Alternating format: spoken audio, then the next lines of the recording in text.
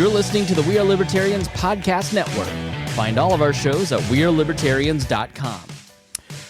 Welcome to the Chris Spangle Show. Thank you so much for joining me today. I truly appreciate it. Today we are going to talk about stakeholder capitalism. What is it? What does that mean for your future, our future as a country? Is it good? Is it bad? Is it in between? We'll talk about it. Joining me today is David McGarry, who is a Consumer Choice Fellow with Young Voices. He writes extensively on tech policy and consumer choice issues and has appeared in such publications as Real Clear Policy and National Review. David, thanks so much for joining me today. Thanks so much for having me on. And listener, we have just a little bit of a delay between the two of us, so I apologize if that causes any issues or anything, but I read your article, The Nonsense of Stakeholder Capitalism, in The Spectator, and it caught my eye. You ended the piece with a Milton Friedman quote, which he called, you write, corporations should reject practices that violate the quote-unquote basic rules of society, both those embodied in law and embodied in ethical custom, and government should check their work. You continue, but to continue our species' triumphant route of poverty and disease to maximize innovation and wealth creation, the core purpose of business must remain to conduct business. So what is stakeholder capitalism and how does it violate that sentiment?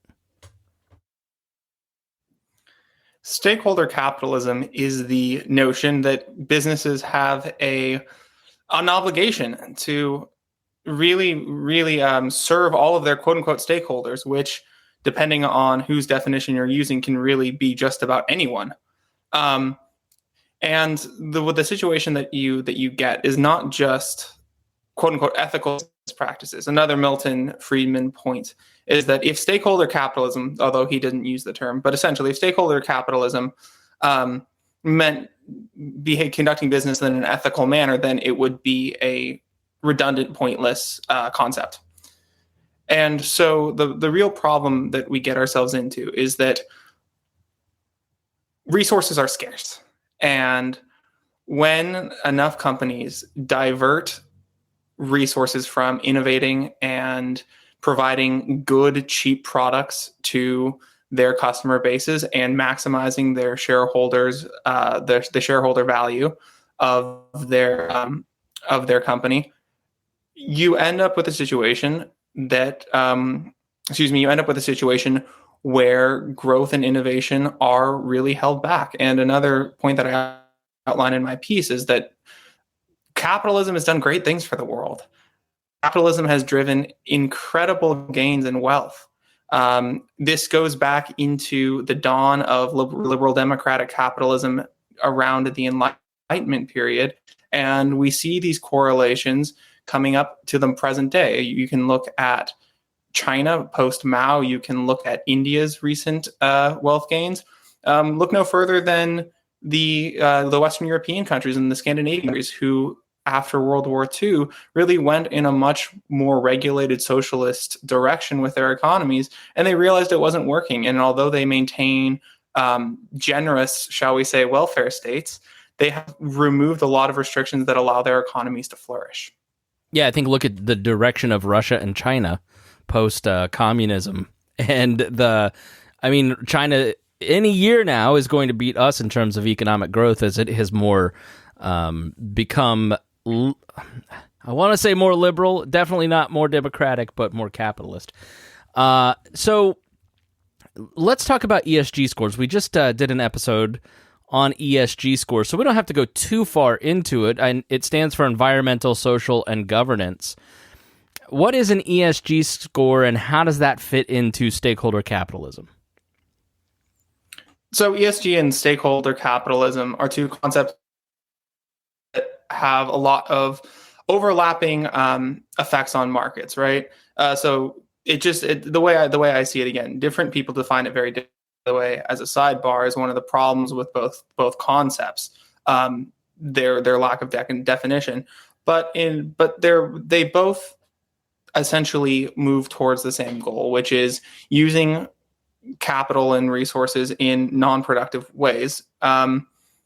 which of course, if you're a charity or you're a privately held company, do with your money and your resources as you choose. That's your prerogative. But unfortunately, these days, too many executives and also too many hedge fund managers, which often manage the funds of everyday Americans who haven't really signed on to all this nonsense. They are co-opting they're co-opting their positions and moving in this ESG or stakeholder capitalism or stakeholder capitalist route. All right, so let me push back. So shareholder capitalism is sort of where we've been for a while now. Really, I'd say post World War II, maybe a lot longer than that, where you have the markets in operation and you can buy a share of a company and you get return on your investment in that company. And then the job of the company in shareholder capitalism is to return value to that investor by growing. And growth is essential to a shareholder capitalistic concept. And as you've said, innovation is a huge part of that. Profit is not a bad thing. Because that shows growth. That means more employees, more ideas, more sales, right? In stakeholder capitalism, the concept is a little bit different. You're taking some of that profit and you're investing it into projects or ideological investments, issues of justice, maybe nonprofits, civil sector.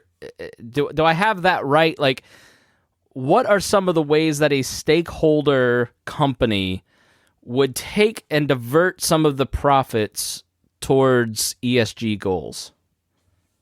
What are some examples? Sure. What are some examples that you've seen? That's a fantastic question, and I'll sort of give a few different examples of how these trends are playing out currently. So, number one, there are investment funds, which again, oftentimes, usually manage the money that is been earned by everyday Americans, who will invest in opportunities that are just not as profitable as, or I should say, invest in ESG opportunities that are simply not as profitable as regular opportunities. And I think there's a real question there. Are you fulfilling your fiduciary duty by taking, Grandma Mildred's retirement fund and not getting the best return that you can on it, when that was the agreement that the two of you had going into it? Another element, and this is where I will go back to the Milton Friedman point, is that we have to consider is that if a company, say, decides to, or I should say, if a corporate executive decides to source all of their gadgets, X, Y, or Z gadgets, say, from some supplier that matches their environmental goals.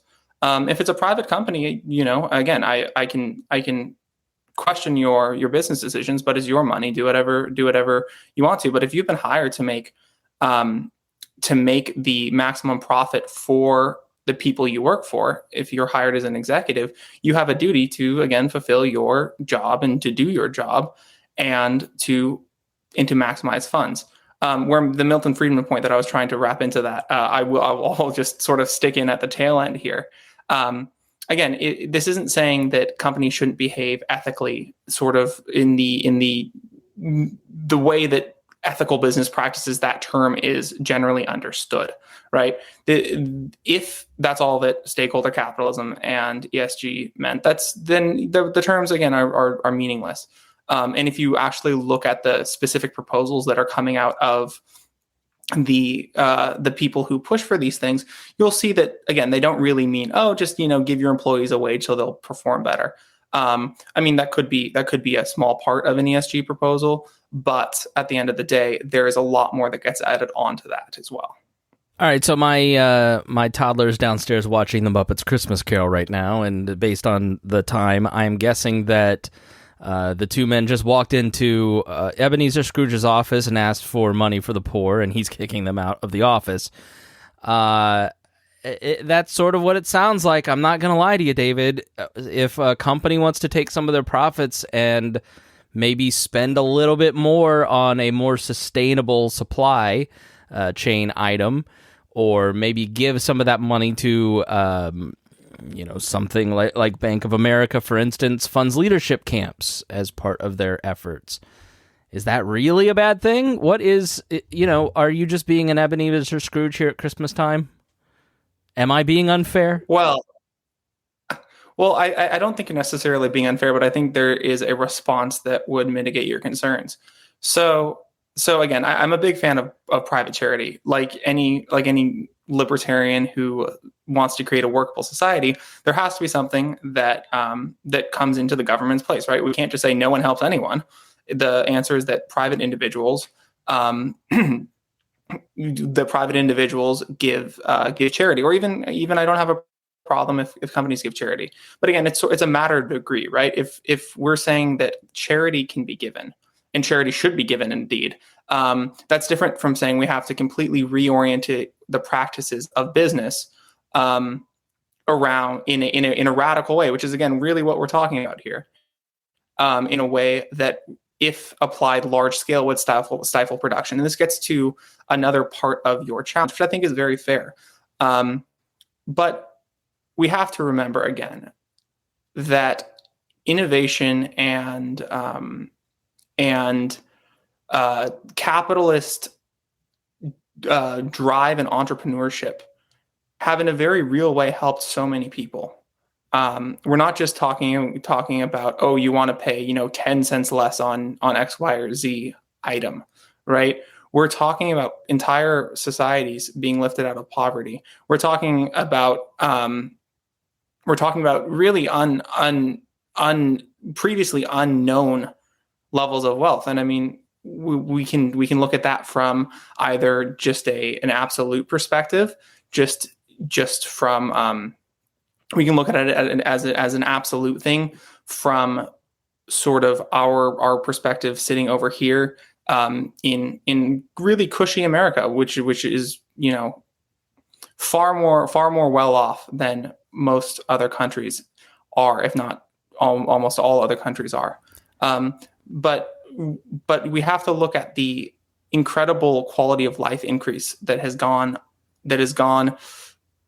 really appreciated all over the world, right? And again, we can look at where we are, right, and say, oh, I'd pay $10 more for those shoes, or whatnot. But if we overly burden the market, both as regulators or as private businesses, we can run ourselves into a really, really bad place.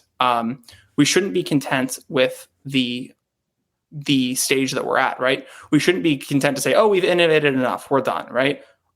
We need to solve cancer, right? We have a whole host of societal problems, and we have really the incredible potential to build more wealth and improve more lives and bring more people, both in our country and around the world, out of poverty. And we should take advantage of that. Again, none of this is to argue against private charity. Give private charity. That is very good. I guess in other words, you're saying, listen, the purpose of a corporation, the purpose of a company, the purpose of the job is to solve a problem, right? People start companies because there's a problem that they want solved and nobody else is solving it, so they hop in. And, in the marketplace, I'm the only reasonable libertarian podcast, for instance. That's the marketplace that I serve. That's not fair, but, and so for me to divert some of that towards something else would almost be a dereliction of duty. So, and if you're Eli Lilly, for instance, and you work on solving the problem of reliable medication for what should be a low price, then diverting monies towards other things, it's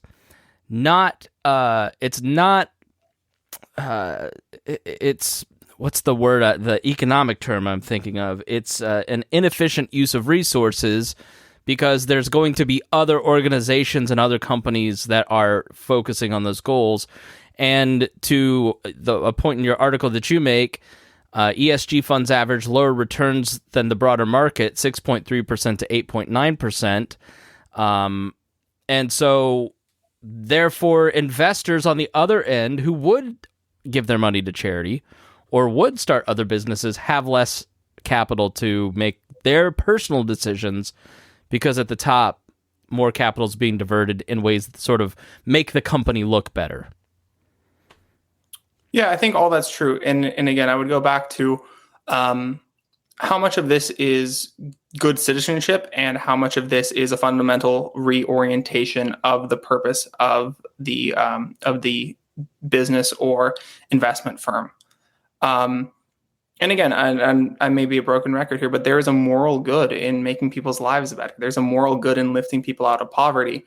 And yeah, you're essentially saying companies do good. Why do we not treat them like they're charity, right? We have this attitude, the anti-capitalistic mentality, that corporations and profit are an evil, a necessary evil. Yeah, so I mean, I'll shy slightly away from saying we should treat companies like charities, but yes. But well, I mean by that I mean like charities always do good, and businesses always do evil, and charities clean up the evil that the businesses do. It's very black and white.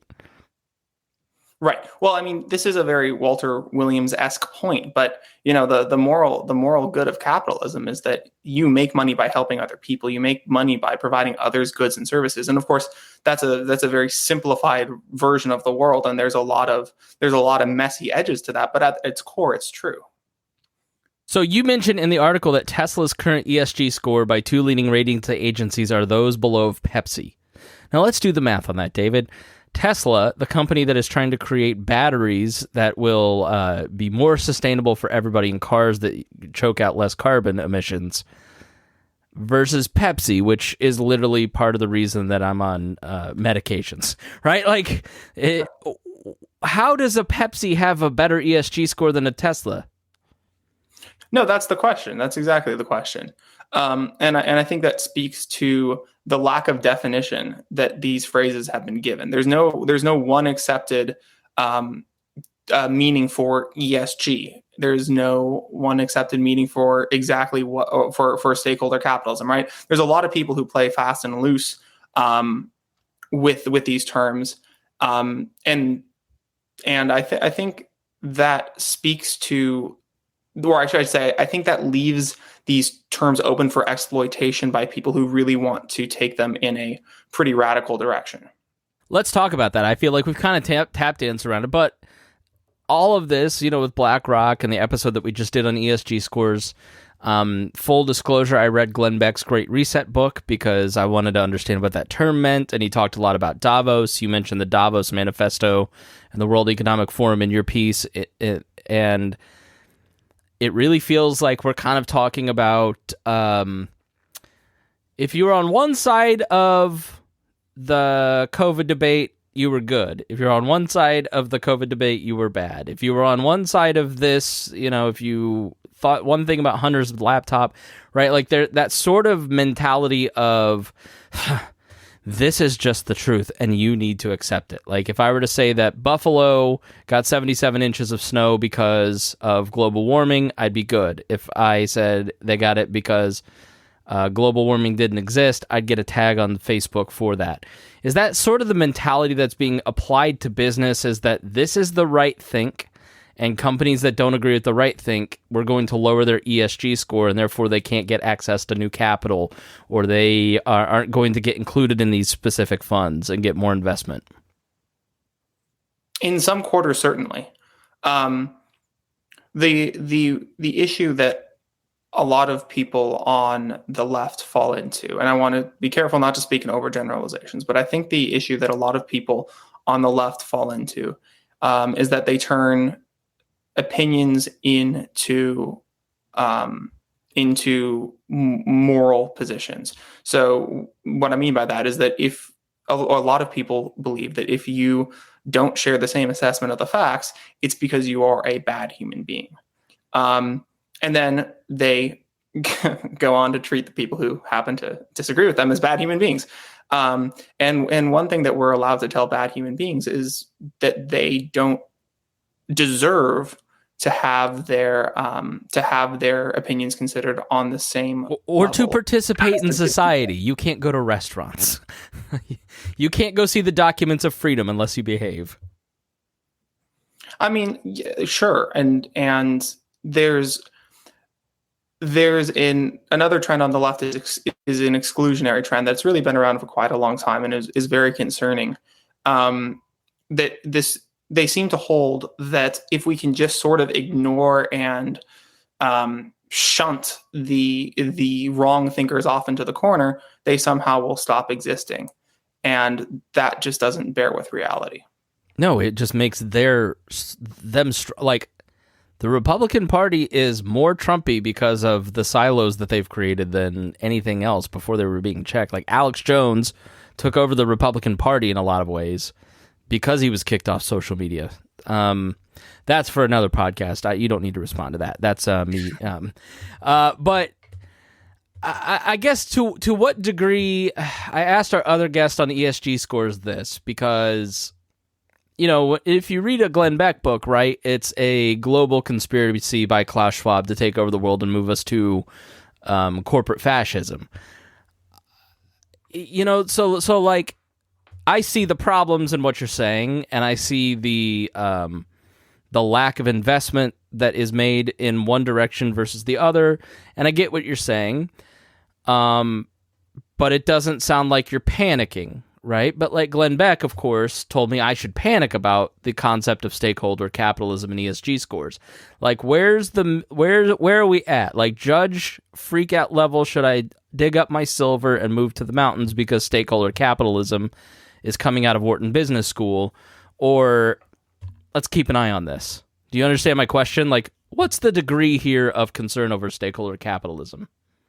Sure. So first of all, I just want to get it on record that I think one should always dig up one silver and head for the mountains. Okay.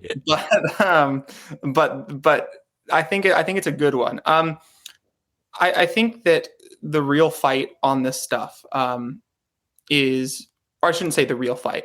As concerning as a lot of the private sector applications of these concepts are, we have to be really, really, really vigilant against regulators who are trying to put these principles into law. So, for example, in my article, I talk about an SEC proposal that would require incredibly onerous environmental reporting standards in standards which would basically force companies in some point to report back into the people in their supply chains. And the whole thing's so crazy that there's an argument that it wouldn't even work and is just impossible to comply with. So to me, I'm not going to quite start running to the hills until more of this stuff gets into the government. I think we're already seeing a slow but hopeful blowback against the private sector application of these principles, because as I outlined in my article, these principles don't work economically, right? The people who advance them say that trade-offs don't exist. They say that everything will be hunky-dory, then they can do A and do B and have their cake and eat it too. But at the end of the day, trade-offs are real, right? $1 towards project X will not be given to project Y. That's the end of the story, right? This is the study of economics that goes back to Adam Smith and before. And at the end of the day, people are starting to realize, oh wait, maybe I don't want my money in a fund that will not give me the lump sum for retirement that I could have in another case. All right. Well, David McGarry, thank you so much for bringing this to our attention and for your time. Let's do a little bit of shameless self-promotion. Where can people follow you and learn more about your work and what you write about? You can find me on Twitter at David B. McGarry. I am active there. You can also find me on the Young Voices website. You can find my profile with links to all of my work. And I will throw out another shameless plug. I had an article go up this morning, Tuesday, as we record this, at National Review that talks about why a lot of the freak out around Twitter and Elon Musk are unfounded, or is unfounded, and why Twitter isn't a monopoly and we shouldn't consider it a public square. That's interesting. If you have 5 minutes or less, or time for one more question, why is it not a public square? I get that it's not a monopoly because I can share my blowhard rants anywhere, right? But why do you not consider it an important public square? Or am I misstating it? Well, so, I mean, I would say the platform is surely important, right? But when people describe it as the public square, there is the implication of that metaphor. The implication is that far more people are on Twitter than actually are. Only about a quarter of Americans report using Twitter, according to Pew data. And out of the base of Twitter users, only about a quarter of them generate most of the content. So basically what we end up with is a bubble with a bunch of very political, very loud, generally very elite users who are all shouting at each other and furiously agreeing with each other. And then they come back to the rest of us and they try to tell us that that's the actual essence of American discourse. And it's just simply not. It's nerds. True. It's nerds who weren't popular in high school. I know. And they are finally popular somewhere, and journalists finally have a place to be popular, and they're upset that it's going away, or that it might go away, or it's not what they want. I think the last one is really the important one, because when you see the Ted Cruzes and the Josh Hawleys scream about regulating social media, or if you watch the various left-wing people just blow quote unquote concerns over disinformation completely out of proportion. Safety is the new term. CBS left because of safety. Sure. But we can see these people really just want to have a little space that conforms to their perfect idea of what their little bubble should be. And that's just not what any of us should expect from Twitter at the end of the day. All right. Very good. Thanks so much for joining me, David. Thanks so much for having me. Always a blast. Thanks so much for joining me here on the Chris Spangle Show. And if you got something out of this, please share with your friends and family. That is the best way that you can help a podcast grow. And thank you for being here, and we'll see you again soon. Before we start, I want to thank all of the Weird Libertarians patrons for being a part of the show. You can find out all of the benefits of subscribing on Patreon at joinwalplus.com. That's WAL+.com. You'll get bonus content, access to the complete archives. There's over 1,000 shows that you can't get in the public feed, and you'll be supporting all of our great shows. Thank you especially to our $100 a month members, John Pusilo, Vincent Peichel, Lars Nordskog, Jake Edel, Matthew Durbin, Reinhold, Christy Avery, and Jason Doolittle. We also want to thank our main sponsor for this episode. It is Iconic Insurance. 15% of Americans are left to find health insurance on their own. And even if you get health insurance from your employer that doesn't work for you, Matt Allen and Iconic Insurance can help you find the right insurance. Just head over right now and contact him at iconic-insurance.com/libertarians. We'll put the link in the description if you can't remember that. But Matt is a longtime listener of this program and a great guy and a good friend of mine. So please go support him and reach out right now. Thank you. And now let's get started with our show.